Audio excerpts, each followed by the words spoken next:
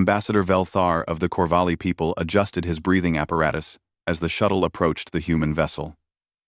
His 3 eyes studied the ship through the viewport with growing confusion.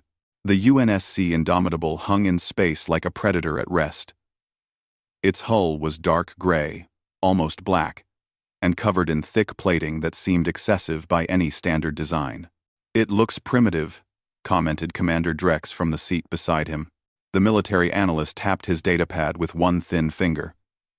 "Those appear to be physical armor plates, not energy shielding. How inefficient." Velthar nodded slowly. He had served the Galactic Council for 40 cycles, inspecting vessels from 200 different species. This was a routine evaluation. Humanity had applied for full council membership, and their military capability needed assessment. From what he saw so far, these newcomers had much to learn. The shuttle docked with a heavy clang that rattled their seats. Velthar noticed the docking mechanism was reinforced far beyond normal specifications. Everything about this ship seemed built heavier than necessary. The airlock cycled open, and immediately he felt the difference. His breathing apparatus worked harder to filter it to comfortable levels. A human woman waited for them in the corridor. She wore a dark blue uniform with silver insignia on her shoulders. Her face was smooth and young by human standards, but her eyes held the steady confidence of a veteran commander. "Ambassador Velthar, welcome aboard the Indomitable. I am Captain Sarah Chen." She extended her hand in the human gesture of greeting. Velthar touched her palm carefully with his own 3-fingered hand. Her grip was gentle, but he could feel the strength held in reserve. Like everything else about these humans, there was power masked by courtesy. "Thank you for allowing this inspection, Captain," Velthar said. "We will try not to disturb your operations." "Not at all. We're happy to show you around." Captain Chen smiled, showing her teeth. Velthar knew enough about humans to understand this was friendliness, not threat display. "Please follow me. Watch your step. Our gravity is set to Earth standard." The inspection team followed her through corridors that felt wrong in ways Velthar struggled to define. The passages were narrow. The ceilings were low. Everything was built to human scale, which made sense, but it all seemed designed for efficiency over comfort. There was no wasted space. Every panel, every junction, every door was exactly where it needed to be, and nothing more. They passed human crew members who moved easily despite the heavy gravity. A young officer jogged past them, carrying equipment that must have weighed significant mass. She nodded politely as she passed, not even breathing hard. Velthar's own breath was labored, just from walking. "Your crew seems very fit," observed Dr. Minsa, the team's biology specialist. "Standard training," Captain Chen replied. "All UNSC personnel maintain basic physical requirements." They entered the ship's armory, and Commander Drex made a small noise of disappointment. The walls held racks of what appeared to be projectile weapons. Physical bullets and explosives. Technology the galaxy had abandoned centuries ago when energy weapons proved superior. "These are your primary small arms?" Drex asked, unable to hide his disapproval. Captain Chen picked up one of the weapons, handling it with easy familiarity. "Our MA5 series rifles fires armor-piercing rounds at high velocity. Reliable in any environment. Never runs out of charge because it doesn't use energy cells. But plasma weapons have better range and stopping power," Drex countered. "In some situations," Chen agreed. "We also carry plasma weapons for specialized use. But our soldiers prefer reliability over power. A rifle that works every time is worth more than a weapon that works better sometimes." Velthar studied the captain's face. She was not defensive about her primitive technology. She stated facts as if they were obvious. As if humanity had considered all options and deliberately chosen this path. The tour continued. They saw the ship's reactor, which used fusion technology common to most species. They saw the crew quarters, which were small and efficient. They saw the medical bay, which had equipment for treating injuries that made Dr. Minsa visibly uncomfortable. "Why do you have surgical tools for treating explosive decompression?" the doctor asked. Most ships avoid such injuries through proper shielding. Preparation, Captain Chen answered. Space is dangerous. We prepare for everything. In the engineering section, they met the ship's chief engineer, a broad man named Park Sung-min, who explained the Indomitable's systems with obvious pride. The ship had redundant backups for every critical system. If the main reactor failed, there were 3 secondary power sources. If the hull was breached, automated systems would seal sections within seconds. If communications were destroyed, there were 5 different backup methods. You seem to expect significant damage, Velthar observed. Engineer Park shrugged, a human gesture of casual acceptance. Better to have systems we don't need than need systems we don't have. Finally, they reached the bridge. It was smaller than Velthar expected, with stations positioned close together. The crew worked in quiet coordination, speaking in calm voices. A large view screen showed the space around them, including the mining colony on the nearby moon. Captain Chen was explaining the navigation systems when alarms suddenly filled the bridge. Not loud, but insistent. Every human crew member immediately focused on their station, with sudden intensity. Report, Captain Chen said calmly. Distress call from the mining colony, announced the communications officer. 6 ships attacking. Krago Goth raiders by the signatures. Velthar felt his blood chill. The Krago Goth were known pirates, vicious and well-armed. 6 of their ships could devastate an undefended colony. The nearest council patrol is 4 hours away, the officer continued. Colony is requesting immediate assistance. Captain Chen stood silent for exactly 3 seconds. Thinking, calculating. Then, she turned to Velthar. Ambassador, I apologize, but we need to respond to this distress call. I can have a shuttle take you and your team to the nearest station for safety.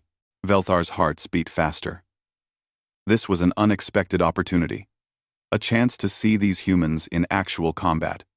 Not just training exercises or simulations. No, Captain, we will stay. With your permission, we would like to observe your response. Captain Chen studied him with those steady human eyes. It may be dangerous. We understand. Very well. Lieutenant Park, please escort our guests to the observation deck and get them secured in the acceleration couches. Make sure they understand the safety systems. As they were led away, Velthar heard Captain Chen's voice behind them, still calm, still controlled. All hands, battle stations. Set condition 1 throughout the ship. Helm, plot intercept course for the colony. Communications, send message to the raiders. UNSC Indomitable responding to distress call. Cease hostile actions immediately and prepare to surrender. The bridge crew moved with sudden purpose. The ship around them seemed to wake up. Systems humming to life, with building power. Velthar settled into the acceleration couch and tried to calm his racing hearts. He was about to see humanity's military capability firsthand. He expected it would be educational. He had no idea how right he was. The observation deck gave them a clear view of space ahead. Velthar strapped himself into the acceleration couch, feeling the restraints lock across his chest and legs. Lieutenant Park checked each member of the inspection team personally, making sure they understood the controls. These couches will compensate for high acceleration, Park explained. The padding will inflate with gel to support your bodies. If you feel sick, press the red button. If you need to stop, press both blue buttons together. We will slow down immediately. How much acceleration should we expect? Asked Dr. Minsa nervously. Park hesitated. Enough to be uncomfortable. Please try to relax. Tension makes it worse. Before Velthar could ask more questions, the ship began to move. At first, it was gentle. The stars shifted in the view screen as the Indomitable turned toward the mining colony. Then, Captain Chen's voice came through speakers. All hands, brace for acceleration. Reaching combat speed in 30 seconds. Velthar gripped the armrests of his couch. He had been on fast ships before. This would be manageable. He was wrong. The acceleration hit like a physical blow. His body pressed deep into the padding as the gel inflated around him. His breathing apparatus struggled to keep up with his gasping breaths. His vision blurred at the edges. The pressure built and built until he thought his bones might crack. Through the observation window, he saw a human crew member walk past in the corridor beyond. She was not running, not struggling. She walked normally, carrying an equipment case in one hand, talking into a communication device. As if nothing unusual was happening. How? Commander Drex gasped beside him. Are they moving? Velthar had no answer. The pressure continued. His body was built for lower gravity than Earth standard. This acceleration would kill most species in the galaxy. Yet the humans operated as if it was merely inconvenient. Approaching engagement range, announced a calm voice over the speakers. 6 Krago Goth heavy raiders confirmed. They are firing on the colony shields. The view screen zoomed in, showing the mining colony on the moon's surface. Its protective shields flickered under weapon fire from 6 large pirate vessels. The Krago Goth ships were brutal in design, covered in spikes and weapon ports. Each one was a match for a standard council frigate. Distance to contact. 2 minutes. The voice continued. Raiders are aware of our approach. They are. Holding position. Maintaining fire on the colony. Velthar understood immediately. The raiders were not afraid. 6 of them, against 1 human ship. They liked those odds. They expected an easy additional prize after they finished with the colony. The acceleration finally stopped. The pressure released, and Velthar gasped in relief. The gel padding deflated slowly. His body ached in places he did not know could ache. All stations, report ready status. Captain Chen's voice commanded. Weapons ready. All systems green. Engineering ready. Reactor at full power. All backup systems standing by. Marines ready. Boarding teams prepared. Medical ready. Trauma teams standing by.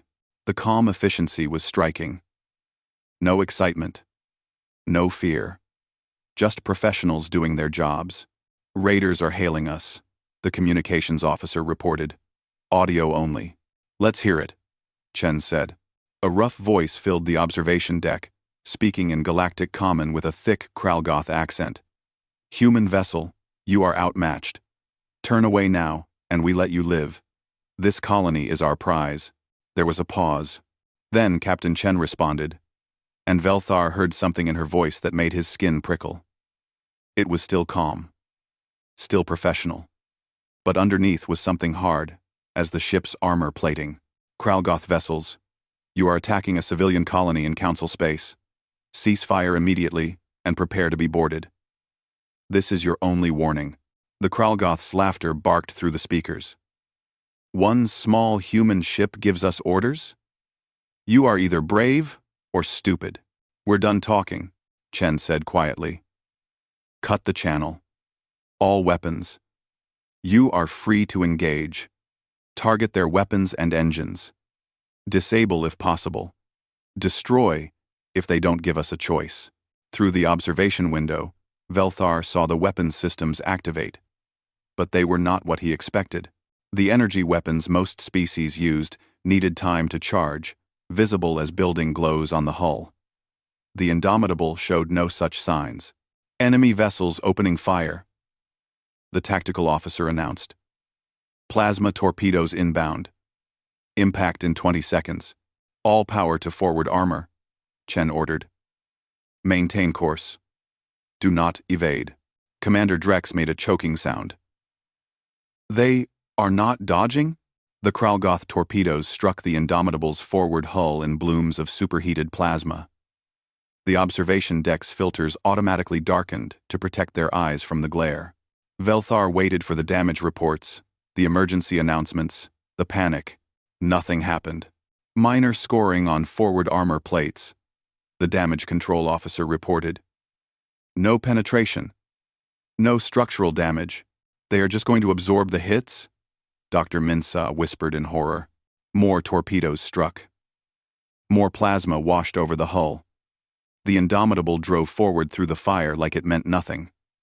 Velthar understood suddenly why the armor was so thick, why everything was built so heavy. This ship was designed to take punishment that would vaporize other vessels. Entering our effective range, the weapons officer announced. Targeting solutions locked. Fire, Captain Chen said simply. The Indomitable's railguns spoke. Velthar had read about these weapons in the historical files. Primitive kinetic accelerators that threw solid projectiles at high speed. The galaxy had abandoned them because energy shields stopped them easily, and plasma weapons had better range.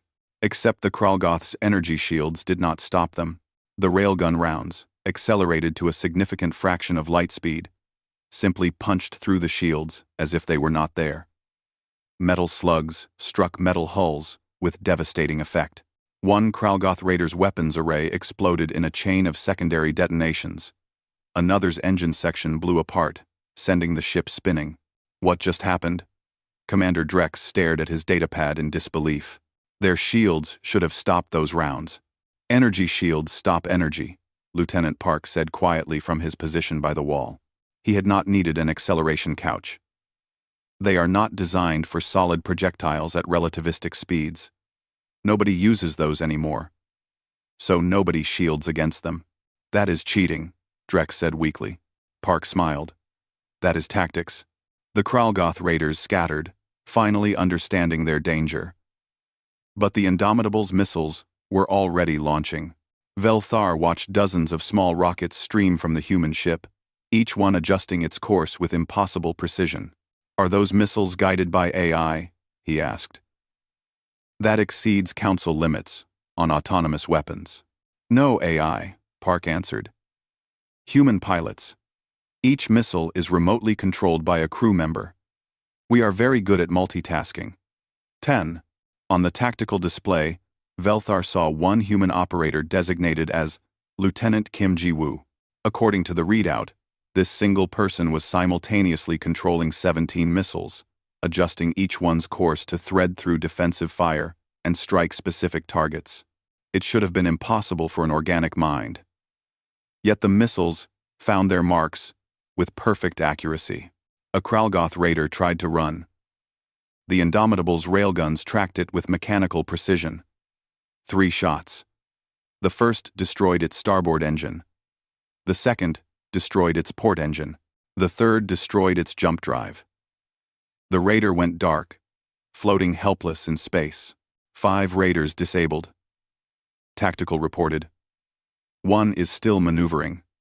It's charging its weapons, targeting us. One last brave fool, Chen said. Or one last desperate fool. Railguns. Put a warning shot across their bow. Let them see what's coming. A single railgun fired. The round passed within meters of the Krago Goth ship's bridge. The raider's response was immediate. All weapons powered down. Its shields dropped. The universal sign of surrender. All raiders disabled or surrendering. Tactical confirmed. Colony reports. Shields. Holding. No casualties. Good work, everyone, Captain Chen said. Marines. Begin boarding operations. Secure those ships and take their crews into custody. Medical. Prepare to receive prisoners. Some of them may be injured. The battle was over. From first shot to final surrender, less than 5 minutes had passed. 6 Krago Goth raiders, each one a terror of the outer colonies, had been completely defeated by a ship humanity called lightly armed. Velthar sat in his acceleration couch, trying to process what he had witnessed. Beside him, Commander Drex was frantically reviewing the tactical data on his pad, muttering to himself in disbelief. This changed everything. Captain Chen entered the observation deck as the inspection team was being released from their acceleration couches. Velthar's legs felt weak when he stood. His body ached from the forces it had endured. Dr. Minsa looked pale, her breathing apparatus working overtime. Only Commander Drex seemed focused, his eyes fixed on his datapad with an expression between fascination and horror. "My apologies for the rough ride," Chen said. She showed no signs of strain from the battle. "I hope everyone is comfortable. Would you like some water? Something to eat?" Velthar accepted the water container she offered. The liquid was at Earth temperature, unpleasantly warm by his standards, but his dry throat appreciated it anyway.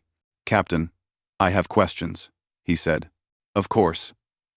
Please, come with me to the observation lounge.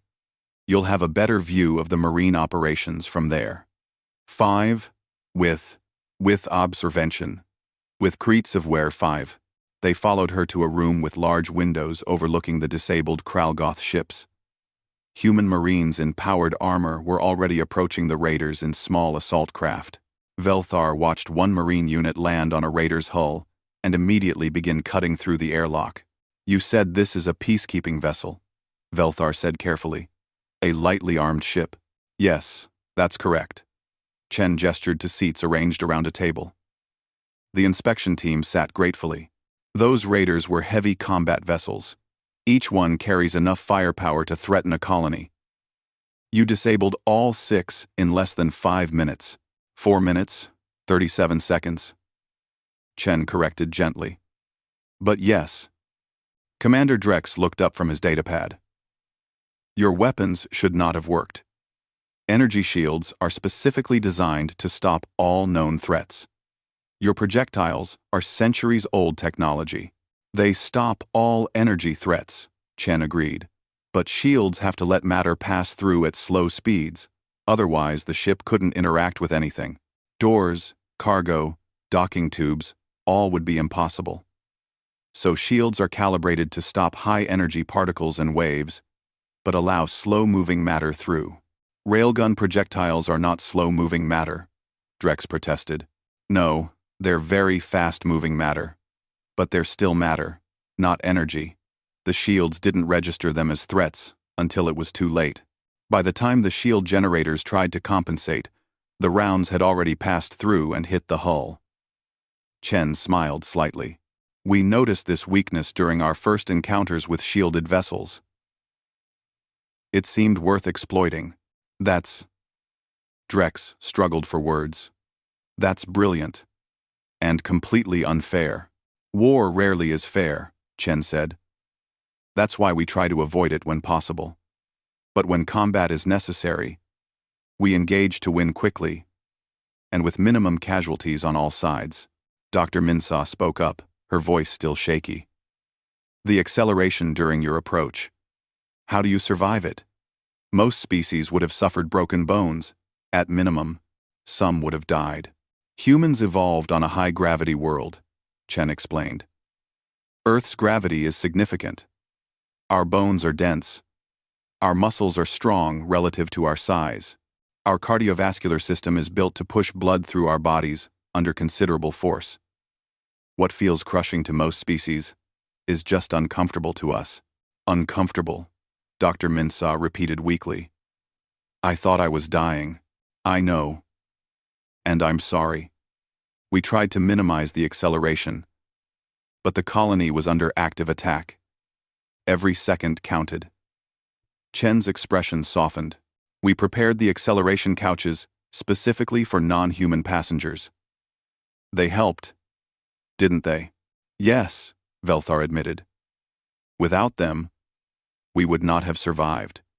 But your crew was walking around during that acceleration, carrying equipment, working normally." "Training and adaptation," Chen said. "Our military personnel maintain high fitness standards. They practice in variable gravity environments. By the time they serve on a ship like this, high acceleration is routine." On the view screen, the Marine teams had breached the first raider. Velthar watched the armored humans move through the corridors with weapons ready. Each Marine wore armor so thick it must have weighed more than Velthar's entire body. Yet they moved with fluid grace. "Your armor," he observed. "How much does it weigh?" "The standard Marine kit is about 80 kilograms, Chen answered. "That's the armor, weapons, ammunition, and life support combined.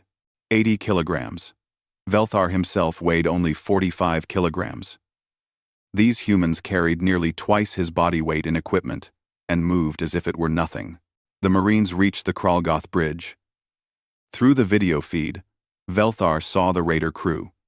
Krago Goth were large beings, heavily muscled, with thick scales and sharp claws. They were known as fierce warriors who fought to the death rather than surrender. The Krago Goth captain stood at the center of the bridge, weapon in hand, surrounded by his crew. Then the human Marines entered. The comparison was striking. The Krago Goth were bigger. Their natural weapons were more dangerous. But something about the humans in their armor made the pirates hesitate. Maybe it was the utterly calm way the Marines moved. Maybe it was the weapons they carried with casual ease. Maybe it was simply that these armored figures had just destroyed 6 ships in minutes and showed no sign of stress or fatigue. The Krago Goth captain looked at the humans. Then, slowly, he set down his weapon. His entire crew followed his lead. Raider 1 secure, a Marine sergeant reported over the communication channel. No resistance. Prisoners are cooperating. Raider 2 secure. No resistance. Raider 3 secure. Minor resistance. 2 prisoners with injuries, requesting medical support. One by one, the raiders were secured. The Krago Goth pirates, known throughout the galaxy for their violence and refusal to surrender, simply gave up when faced with human Marines. I don't understand, Velthar said. The Krago Goth fight to the death. Always. It's cultural for them. Surrender is considered the worst dishonor. They're not stupid, Chen replied. They saw what happened to their ships. They saw our Marines cut through their hull. They understand they can't win. Choosing to live when death is pointless isn't dishonor. It's wisdom. You say you want to minimize casualties, Commander Drex said slowly. But your weapons, your tactics, everything about your military is designed to inflict maximum damage. Exactly, Chen agreed. We overwhelm the enemy so completely that they surrender rather than fight. Quick, decisive victory means fewer people die on both sides. If we used weaker weapons, lighter armor, slower ships, battles would last longer. More people would be hurt. This way is more merciful. Velthar considered this. It made a terrible kind of sense. Humanity's approach to war was not about glory or honor or prolonged conflict. It was about ending threats as quickly as possible. Your ship's design, he said.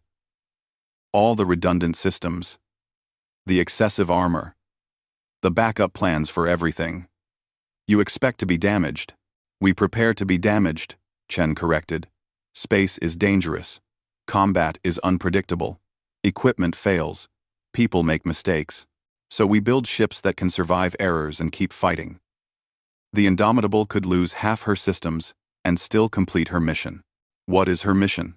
Asked Dr. Minsa. Originally colony protection and patrol. Now that you're here observing, I suppose she's also a demonstration of human capability. Chen looked directly at Velthar. What will you tell the Council, Ambassador? Velthar didn't answer immediately. What would he tell them? That humanity's primitive weapons defeated modern shields? That human endurance exceeded all known species? That a single human ship accomplished what would require a fleet of Council vessels? I will tell them the truth, he said finally. That humanity is far more capable than we assumed. We don't want to frighten the Council, Chen said carefully. We want to join the galactic community. To trade, share knowledge, cooperate. We're not conquerors. Then why build such powerful warships? Chen's expression became serious. Because the galaxy has dangers. Pirates like these. Krago Goth. Hostile species. Unexplored regions with unknown threats. Someone has to protect the peaceful species. Someone has to respond when colonies cry for help. We can do that. We're built for it. Our evolution made us survivors. Our history made us warriors. But our culture made us protectors.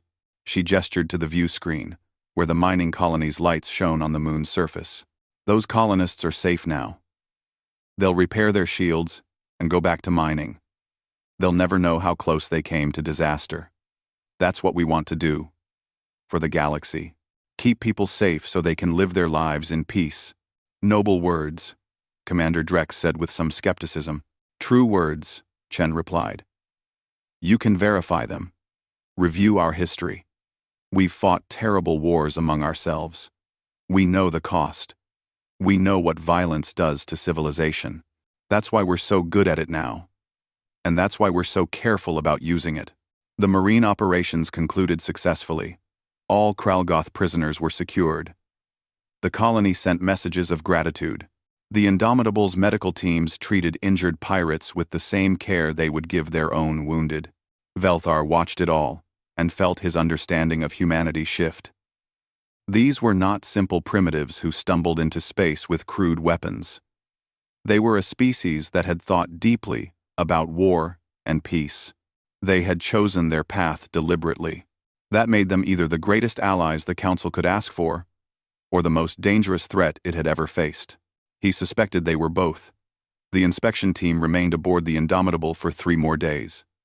Captain Chen gave them complete access to the ship's systems and records. She answered every question with patient honesty. She showed them data they didn't ask for and admitted to capabilities she could have hidden. Velthar spent those days in growing amazement and concern. Every new piece of information added to a picture that disturbed him deeply. Not because humans were hostile. They were genuinely friendly and open, but because they were so very, very capable in ways the galaxy had never encountered. On the 2nd day, he watched human crew members in the training facility. A young woman named Lieutenant Park So-min ran on a machine while carrying a heavy pack. Doctor. Min-sa checked the settings and made a distressed sound. This gravity, the doctor said. It's twice Earth standard. She's been running for 40 minutes. Lieutenant Park noticed their observation and waved cheerfully, not even breathing hard. Deployment training, she called out. Some planets have higher gravity than Earth. We prepare for everything. How is she not collapsing? Dr. Min-sa whispered. Human muscle fibers are incredibly dense, explained the ship's medical officer, Dr. James Cole. Our cardiovascular efficiency is unusually high. Lieutenant Park's heart is pumping oxygenated blood through her system faster than most species can manage at rest. Her bones are absorbing the stress without damage. In another 20 minutes, she'll switch to weapons training. In the increased gravity? Velthar asked. Of course. Combat doesn't wait for comfortable conditions. Later, Commander Drex conducted technical analysis of the ship's weapons with the help of the weapons officer, Lieutenant Kim Ji-woo. The human was patient with Drex's questions, explaining each system in detail. Your missiles have no artificial intelligence, Drex confirmed, studying a disassembled warhead. Yet they perform maneuvers that should require AI processing. We guide them remotely, Kim explained. Each operator can handle multiple missiles simultaneously. It's a matter of training and natural human ability to track multiple objects at once. We're pursuit predators by evolution. Our brains are built to calculate trajectories. How many missiles can you personally control? My record is 23 in combat conditions. But that was a particularly intense situation. Normally, I'm more comfortable with 15 to 18. Drex stared at him. That's impossible.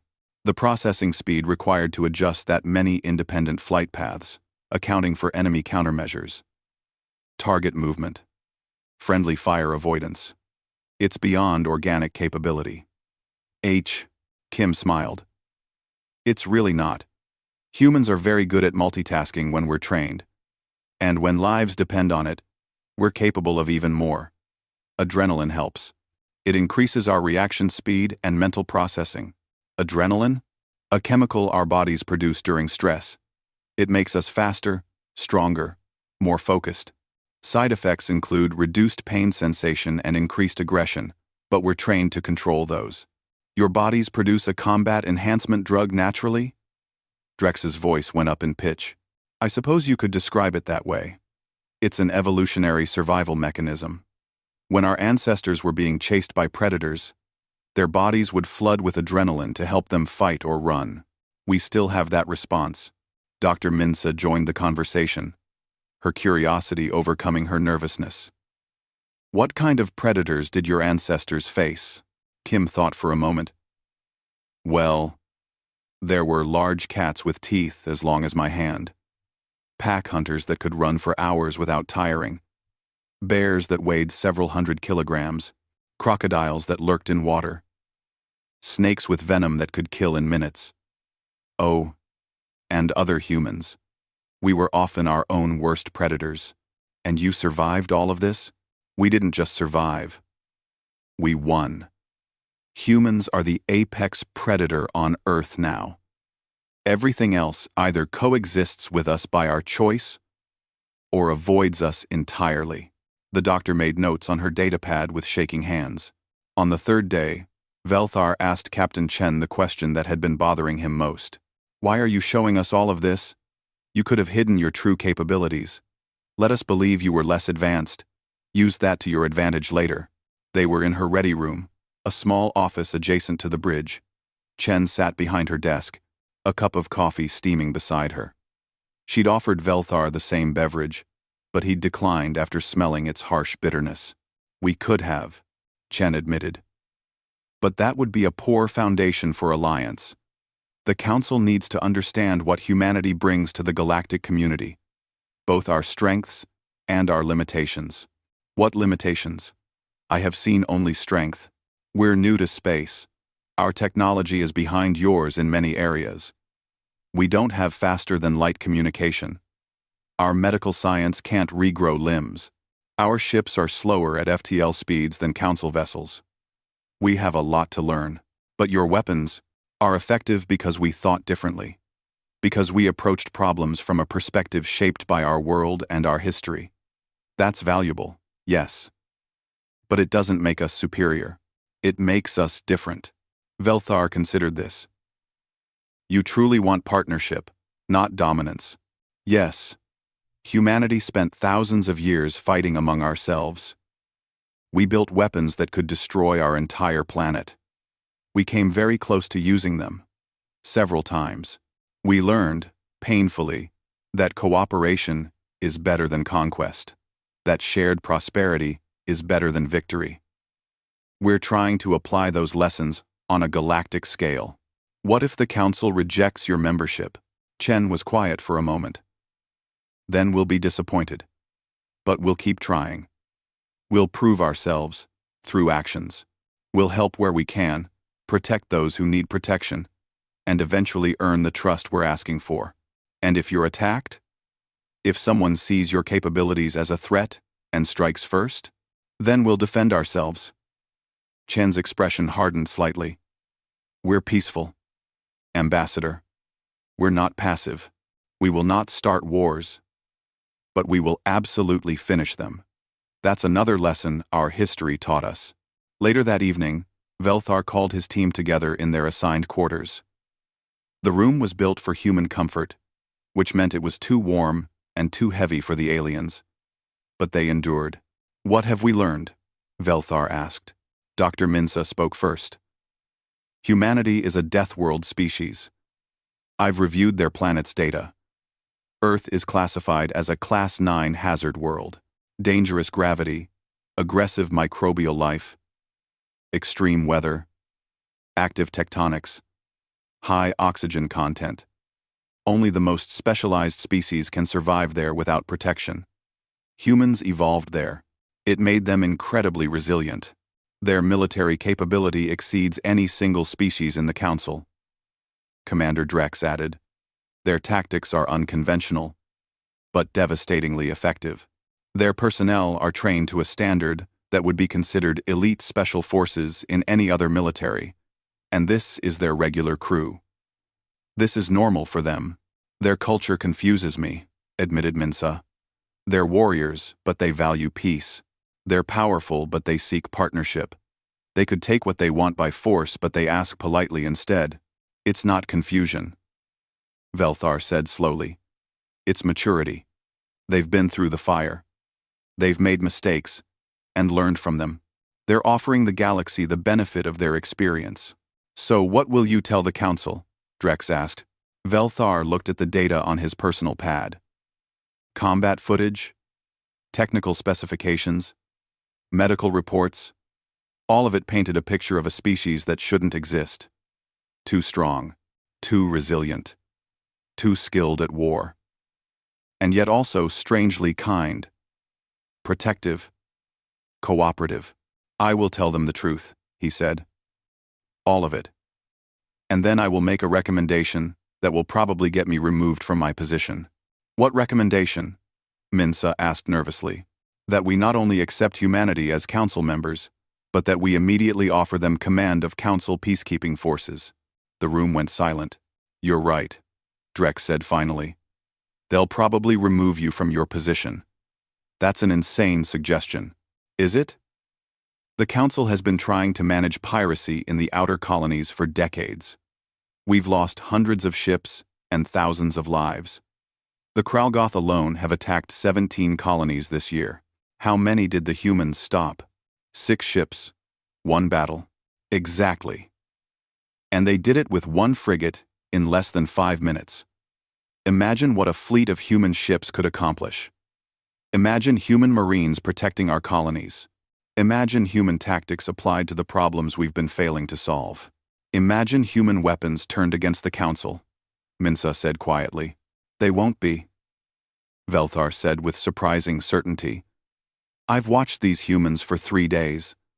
I've seen how they treat prisoners, how they protect civilians, how they risk themselves for strangers. They mean what they say.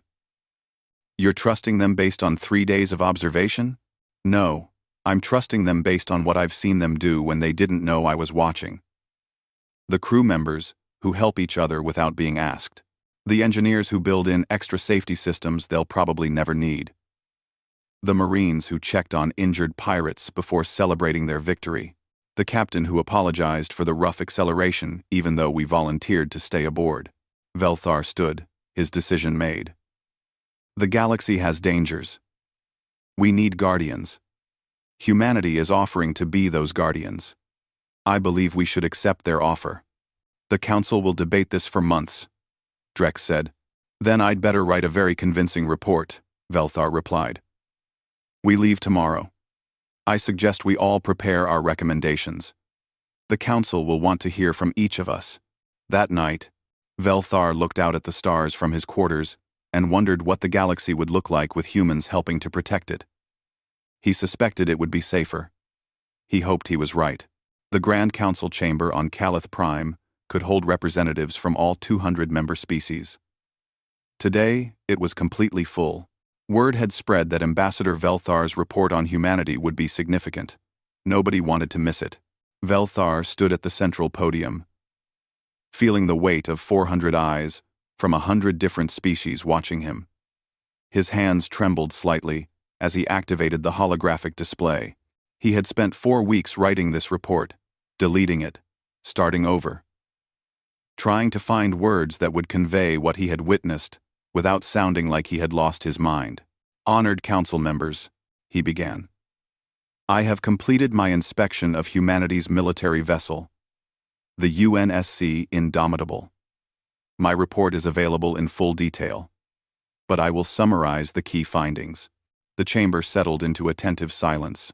Humanity possesses military capability that exceeds our initial assessments by a significant margin.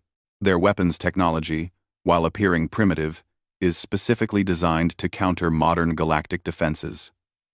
Their personnel are trained to standards that surpass elite forces of most council species. Their ships are built to endure damage that would destroy conventional vessels. Murmuring began. Velthar pressed on. During my inspection, we witnessed the Indomitable respond to a distress call from a mining colony under attack by 6 Krago Goth heavy raiders. The human vessel engaged and disabled all 6 pirates in 4 minutes and 37 seconds. There were no casualties among the colony population or the attacking forces. The Krago Goth crews surrendered to human marines without significant resistance. The murmuring grew louder. Several representatives checked their data displays as if Velthar must be mistaken. I have uploaded complete combat footage, tactical analysis, and technical specifications. I encourage all council members to review this data. However, numbers alone do not capture what makes humanity remarkable. He changed the holographic display to show footage of the Indomitable's crew during the battle. Humans moving calmly through acceleration that would kill most species. Working efficiently under pressure. Coordinating with precise teamwork. Humanity evolved on a Class 9 hazard world. This shaped them in ways we must understand. They can endure physical stress far beyond our tolerances. They can process multiple complex tasks simultaneously. They possess natural chemical enhancement systems that activate during combat. Most importantly, they have cultural values shaped by hard lessons. The Krago Goth representative stood, his scales bristling with anger. Ambassador Velthar, are you seriously asking this council to trust a species of Deathworld warriors? A species that builds weapons specifically to defeat our defenses? I am not asking you to trust them blindly, Velthar replied calmly. I am asking you to observe their actions. The Krago Goth raiders attacked a civilian colony. They were defeated by overwhelming force. Yet all of them survived. They received medical treatment. They will stand trial, according to council law. The humans had every opportunity to simply destroy them. They chose mercy instead.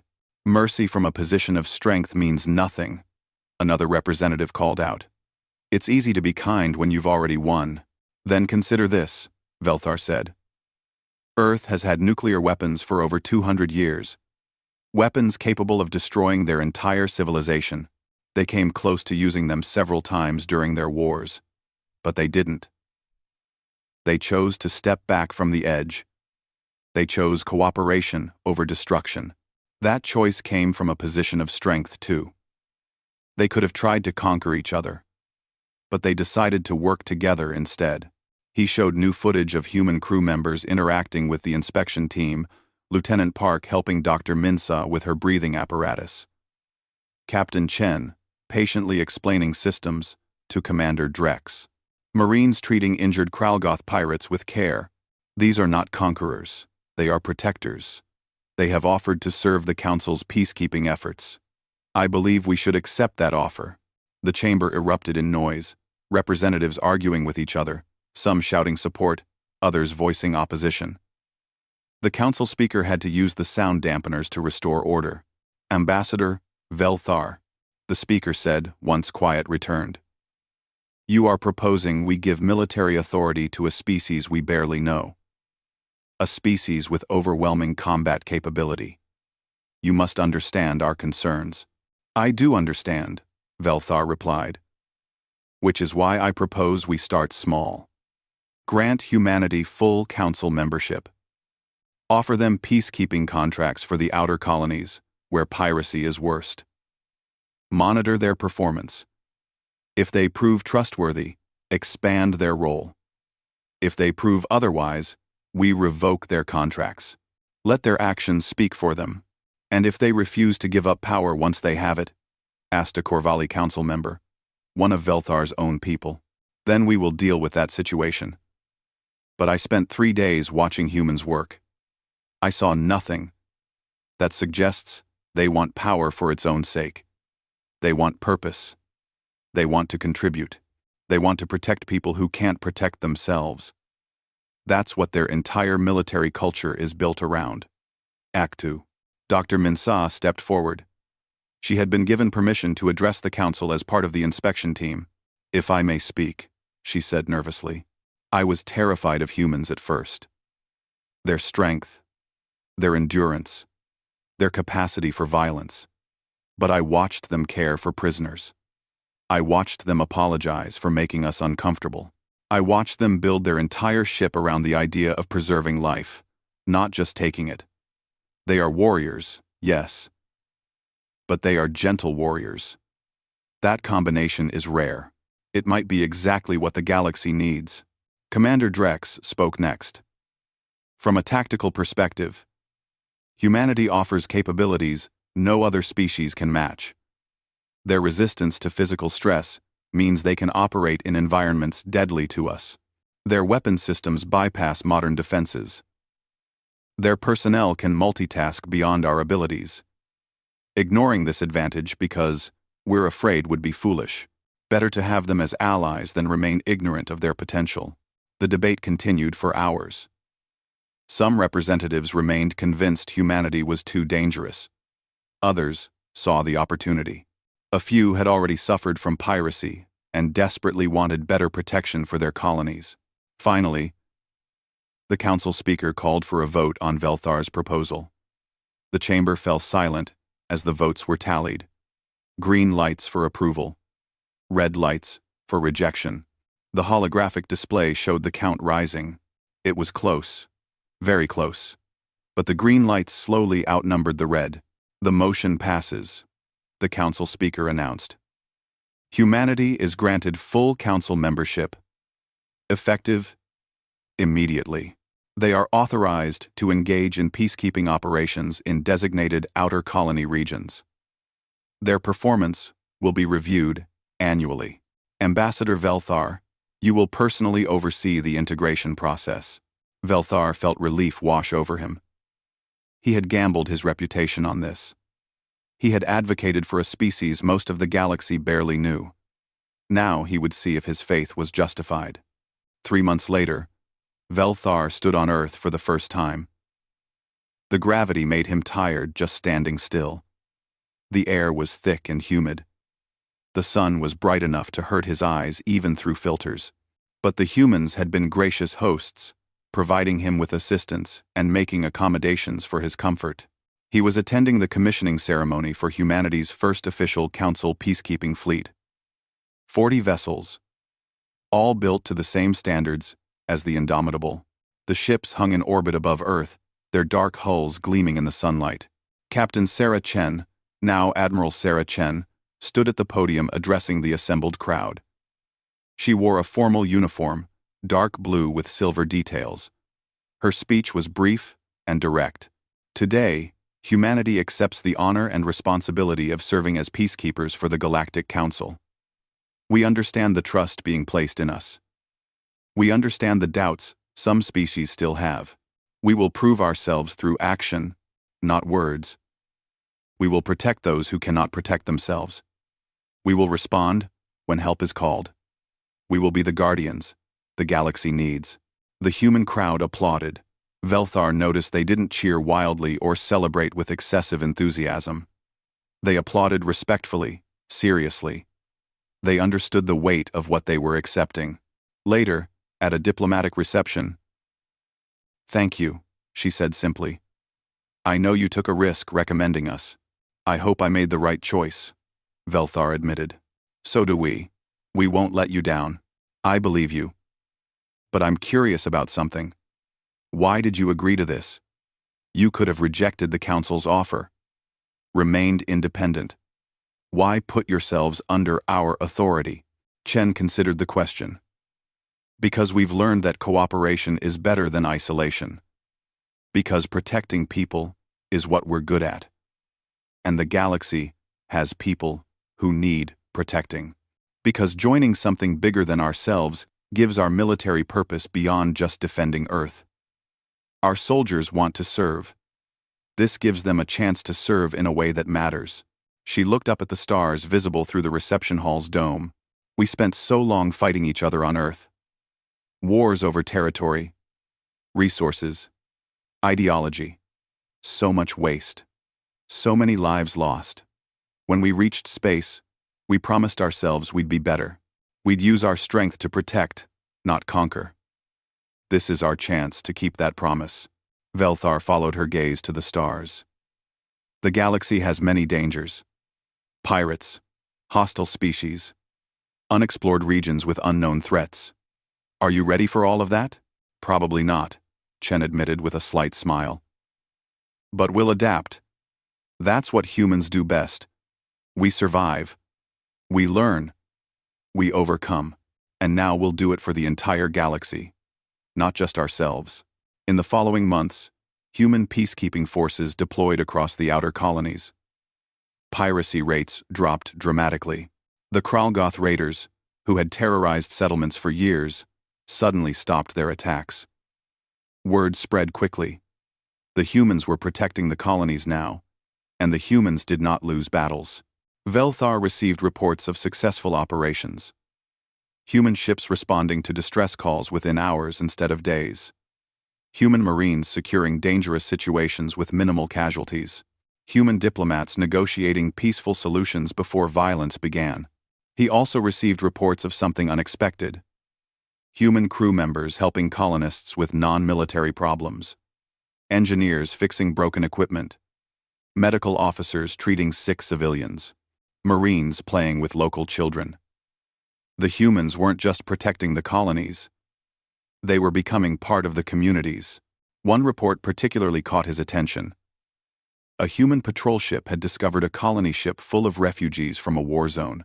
The refugees were starving, sick, and desperate. The human commander, instead of just providing coordinates to the nearest station, had escorted the refugees there personally. The crew had shared their food supplies. The medical staff had treated the sick.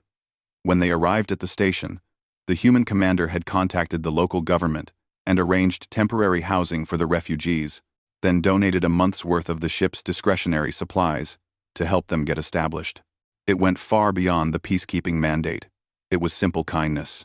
Velthar sat in his office, reading report after report of similar incidents. Humans going beyond requirements.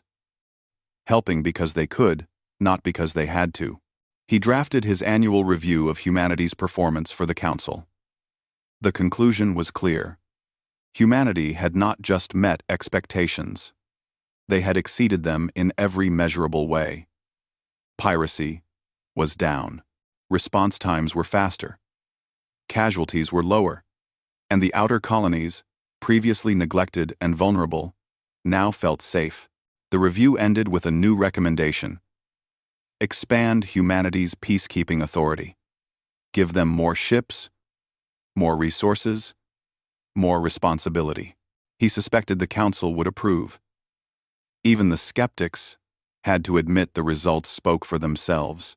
As Velthar submitted his report, he thought back to that first moment seeing the Indomitable, a dark, heavily armored ship that looked like a predator.